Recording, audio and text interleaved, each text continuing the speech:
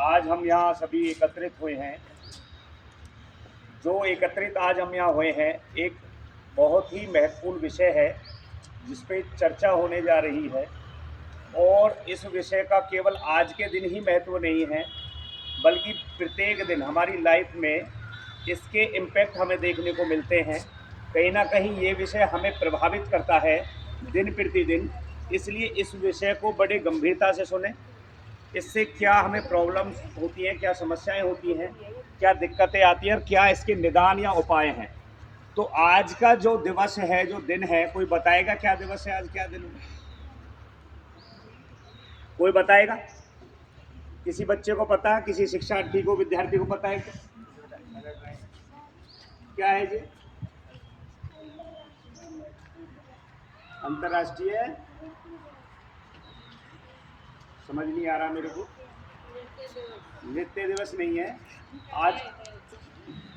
दिवस है वैसे तो आज का है विश्व शोर जागरूकता दिवस, यानी कि नॉइज। नॉइज से आप क्या समझते, कोई बताएगा?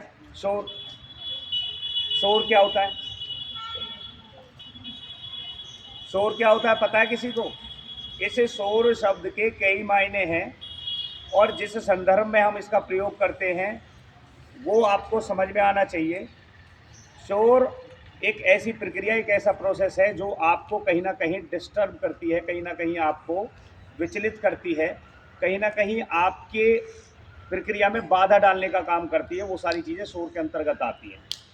जैसे आप मोबाइल पर यदि बात कर रहे हैं और दूसरे व्यक्ति की बात को आप सुन नहीं पा रहे हैं, अपनी बात को पहुंचा नहीं पा रहे हैं, कम्युनिकेशन में भी, संचार में भी, तो वो प्रक्रिया के अंदर आने वाली जो ये बाधा है, समस्या है, ये भी क्या कहलाएगी? क्या कहलाएगी? शोर कहलाएगी। लेकिन इससे हमारे जीवन पर इतना प्रभाव नहीं पड़ता। अगर कम्युनिकेशन में कहीं दिक्कत आ रही है, टेक्निकल इशू आ रहा है, तो इतना प्रभाव नहीं पड़ता। लेकिन शोर से यहाँ मतलब है ध्वनि प्रदूषण से। हमारे पास कितने प्रकार के प्रदूषण है? कितने प्रकार के? कौन कौन से हैं बताइए जरा। और उसमें से जो पोल्यूशन हमारे पास है, जो प्रदूषण जो हमारे पास है, जो समस्याएं हैं, वो दो तो आपको बहुत ज़्यादा प्रभावित करते हैं। करते तो सारे ही हैं, लेकिन दो तो आपको डायरेक्टली प्रभावित करते हैं, जिनसे हमें बहुत ज़्यादा, जिनके बारे में जागरूक रहने की बहुत ज़्यादा आवश्यकता है। बताइए जरा, कोई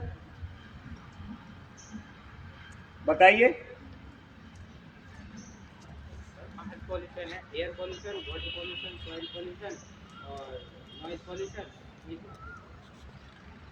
जो इस बच्चे ने बताया, शिक्षार्थी ने बताया, निश्चित तौर पर सही है। इसमें से आपके जो दो पॉल्यूशन है ये आपको बहुत ज़्यादा प्रभावित करते हैं। एक है आपका ध्वनि प्रदूषण, शोर शराबा, कितनी डिस्टर्बेंस होती है। एक आपका जो हवा और वायु से संबंधित जो पॉल्यूशन बता रहा है बच्चा, या पॉल्यूशन बता रहा है, एयर पॉल्यूशन जो बता रहा है, ये ज़्यादा प्रभावित करता है। जहाँ आपको अगर एयर आपकी फिल्ट्रेशन में नहीं है या साफ़ नहीं है, तो कहीं ना कहीं आपको डायरेक्ट प्रभावित करते हैं, आपको सांस लेने में दिक्कत आती है, बहुत सारे और प्रॉब्लम, बहुत सारी बीमारियाँ, बहुत सारी दिक्कतें, विकार इत्यादि आपके शरीर के अंदर जो है दिखने लगते हैं, उसके प्रभाव दिखने लगते हैं, सिम्टम्स दिखने लगते हैं।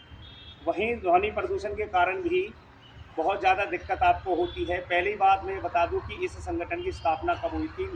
1996 में न्यूयॉर्क में CSC यानी centre for hearing and communication द्वारा न्यूयॉर्क में इसकी स्थापना हुई।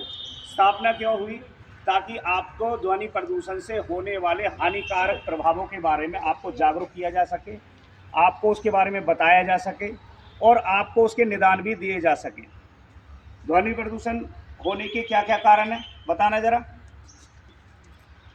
वो प्रदूषण, ये पॉल्यूशन कब बनता है? जब आपकी हेयरिंग जो पावर है, यानी सुनने की क्षमता से जब अधिक हो और वो डिस्टर्ब करने का काम करने लगे, तो पॉल्यूशन का रूप धारण कर लेता है। वैसे तो पॉल्यूशन डिस्टर्बेंस के रूप में तो आप ऐसे भी मान सकते हैं, जैसे एक अध्यापक कक्षा में पढ़ा रहा है और एक बच्चा शरारत कर रहा है या टीचर्स का ध्यान डिस्ट्रैक्ट करने की कोशिश कर रहा है, तो टीचर का ध्यान भी इधर उधर चला जाता है तो ये भी शोर में आता है, डिस्टरबेंस में। लेकिन इसके इम्पैक्ट इतने ज़्यादा नहीं हैं जितने इम्पैक्ट हमारे अन्य उपकरणों से होते हैं, जैसे लाउड स्पीकर, शादी विवाह इत्यादि में बजने वाले डीजे या अन्य संगीत उपकरण जो हैं ये आपको डिस्टर्ब करते हैं। कितनी क्षमता होती है एक सामान्य मनुष्य की, सुनने की क्षमता कितनी है, कितनी फ्रिक्वेंसी तक सुन सकता है, कितने के बीच चलता है, बताइए जरा, कितनी सुनने की क्षमता, क्या नहीं पता? 20 से 20,000 हर्ट्ज, उसके बीच में हम जो है कम्युनिकेट कर सकते हैं, सुन सकते हैं, उनको सहन कर सकते हैं। यदि उससे ज़्यादा है तो फिर उसको हम नहीं सुन सकते, उसको फिर जानवर जैसे चमगादड़, कुत्ते इत्यादि सुनते हैं। और यदि 20 से कम है तो उसको भी हम नहीं सुन सकते। जैसे भूकंप जब आता है तो उसकी जो तरंगें होती हैं, जो उसका साउंड होता है, उसको हम नहीं सुन सकते। आता है भूकंप, पता चलता है आपको पहले क्या आने वाला है, तो पता चलता नहीं चलेगा। तो कहने का मतलब मेरा ये है, इस दिवस को या अन्य जो भी दिवस या दिन जो भी ये हम सेलिब्रेट करते हैं या उत्सव के रूप में या पर्व के रूप में या जागरूकता के रूप में, उनका एक विशेष महत्व होता है। तो ये दिवस जो है एक जागरूकता के रूप में है कि आप जो है बड़े ध्यान पूर्वक कार्य करें, और जो आप जो मोबाइल के साथ जो उपकरण है आपका, इसमें लीड लगाकर जो गाने सुनते हैं, संगीत सुनते हैं, ये आपके लिए जो हाई वॉल्यूम पर सुनते हैं, ये आपके लिए खतरनाक है, बेहद खतरनाक है। आप लाउड स्पीकर की आवाज़ हाई ना करें। और जो ये यातायात ट्रैफिक जो होता है ये आपको डिस्टर्ब करता है बहुत ज़्यादा। रेलवे स्टेशन पे जब आप होते हैं तो गाड़ियों की आवाज़ आपको बहुत ज़्यादा डिस्टर्ब करती है, क्योंकि उनका जो साउंड होता है वो हायर होता है, पता नहीं पता। और जब लंबे समय तक आप उन्हीं साउंड को सुनते हैं तो आपके मस्तिष्क में, आपके माइंड में वही चीज़ें बार बार घूमती रहती हैं, और जब आप घर पर भी वापस आते हैं तो कहीं ना कहीं वो ऐसे ही सिरदर्द बनकर उन्हीं चीज़ों को आप रिकॉल करते हैं। होता है आपके साथ ऐसा? तो कोशिश ये करें कि ऐसी चीज़, ऐसी जगहों पर ऐसे कार्यक्रम या ऐसी जहां आपको डिस्टर्बेंस लगता है, जो आपको विचलित कर सकती है, ऐसी चीज़ों से आपको बचना है। ठीक है, ये बात समझ में आ रही है? अब इससे दिक्कतें क्या होती हैं? एक तो आपको तनाव होगा सबसे ज़्यादा, अगर आप ज़्यादा फ्रीक्वेंसी में संगीत सुनेंगे या कहीं डिस्टर्बेंस वाली जगह पर रहेंगे, सबसे ज़्यादा होगा आपको स्ट्रेस, तनाव, टेंशन, और सबसे ज़्यादा फिर आपको नींद नहीं आएगी। नींद नहीं आएगी, ये बड़ी समस्या बन जाएगी, तनाव बन जाएगा, और टेंशन बनेगी तो बहुत बीमारी आपके शरीर के अंदर हो जाएंगी, विकार उत्पन्न हो जाएंगे, जिसके कारण आपको जो है अपना जो समग्र जीवन है उसको जीने में आनंद नहीं आएगा। तो ध्वनि प्रदूषण जो है आपको बहुत लंबे समय तक प्रभावित करता है, जिसके कारण आप हमेशा, आपका माइंड स्थिर नहीं रहता, माइंड सही तरीके से काम नहीं करता। इसलिए आपको इस पॉल्यूशन से बचने का केवल एक उपाय है कि कोई भी जो फ्रिक्वेंसी है आपकी, उसको समझे कि आपकी क्षमता कितनी है, आपको क्या सुनना है, कितना सुनना है, और कैसे संतुलन में रहना है। यानी सारी चीज़ें अगर बैलेंस रहेंगी, संतुलन में रहेंगी, तो कहीं ना कहीं हम इससे निदान पा सकते हैं, इसके उपाय खोज सकते हैं, इसके सॉल्यूशन खोज सकते हैं। जैसे पानी, पानी भी पॉल्यूटेड होता है, लेकिन इसके निदान क्या है? अक्सर हम घरों में जो पानी पीते हैं उसको हम क्या बताते हैं हमें कि पानी को ज़्यादातर क्या करके पीना चाहिए। जो नल या टंकी से पानी हम डायरेक्ट लेते हैं, क्या वो शुद्ध होता है? क्या करना चाहिए उसके साथ? क्या करना चाहिए? कितने लोग पीते हैं ऐसे? कितने लोग पीते हैं? सुनते सभी हैं लेकिन मानता कोई नहीं। इलाज से अगर कुछ बेहतर है तो वो है जागरूकता। कुछ हो जाएगा, उसके बाद अगर हम ये कहेंगे कि नहीं ऐसा कर लेते तो अच्छा होता, तो उससे बेहतर है कि जो चीज़ें आपको बताई जा रही हैं उनको इम्प्लीमेंट करें, उनको अपने संज्ञान में लाएं, तो निश्चित तौर पर कुछ इसके निदान किए जा सकते हैं। पानी को उबाल कर पीना चाहिए, मतलब पीना ही चाहिए, ये आपकी सेहत के लिए अच्छा है। आप कहेंगे जी मिनरल वाटर पीते हैं हम, तो आरओ का पानी पीते हैं। मैं आपको बता दूं, मिनरल वाटर या आरओ का पानी है, जो भी फिल्ट्रेशन किया हुआ पानी है ना, उसके अंदर वो पोषक तत्व नहीं होते जो आपके शरीर को लाभ पहुंचाते हैं, बता दूं मैं आपको।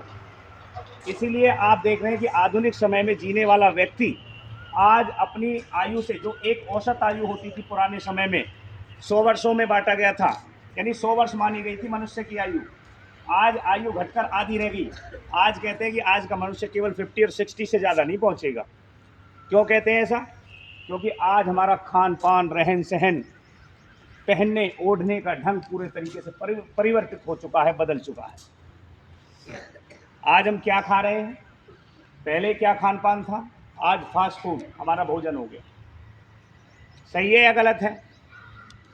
फास्ट फूड ज़्यादा यूज़ कर रहे हैं ना, इस्तेमाल कर रहे हैं। क्या लाभकारी है हमारे लिए? जितनी भी मैदा से बनी हुई चीज़ें हैं वो हमारे त्वचा को, हमारे उदर को, हमारे शरीर को, देह को, काया को, बदन को बहुत ज़्यादा परेशान करती हैं। इसलिए मैदे से बनी हुई चीज़ें बहुत कम खाएं, ना के बराबर मात्रा में लें, पौष्टिक भोजन लें, तो आपका शरीर स्वस्थ रहेगा। आपको हर चीज़ की नॉलेज होनी चाहिए, जागरूकता होनी चाहिए, और उस पर अमल करने की ज़्यादा आवश्यकता। केवल ये नहीं कि आपने सुन लिया फिर उस पर अमल नहीं किया। डॉक्टर कहते हैं कि ये मत करो नहीं तो ये हो जाएगा, लेकिन क्या कहता है रोगी, चलो होगा जब का जब देखा जाएगा। तो डॉक्टर इसमें क्या करेगा? डॉक्टर का कसूर थोड़ी है, कसूर तो आपका है।